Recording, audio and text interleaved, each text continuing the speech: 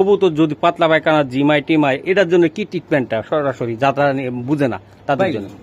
কবুতর হলো যে ওষুধটা খাওয়ায়া হুম, সাকসেস হয়েছে। আচ্ছা কবুতরের পারফেক্ট আছে না, পারফেক্ট কোনো ওষুধ নাই ভাই। হ্যাঁ হ্যাঁ কারণ ওষুধ আমি কেন বলবো না, ওষুধ আছে। হ্যাঁ আপনি যেইখানে যাইবেন, যার কাছে সাজেশন নেবেন, সে কিন্তু এক ওষুধের কথা বলবে না। আপনি বললেন একটা, আমি কইলাম আরেকটা, বাইকনা কইলো আরেকটা। আসলে মূলত হলো হ্যাঁ, যেমন জ্বরাইলে কয় না যে না পাকা না পাকা এরকম এই জ্বরাইলে একজনে কবে এই ওষুধ খায়, একজনে কইলে এই ওষুধ আসলে খায়। মূলত ট্রিটমেন্টটা কি? মূলত ওষুধ হইলো ভাই খাবারটা। হ্যাঁ, যে কোনো রোগের একমাত্র ওষুধ হলো খাবার।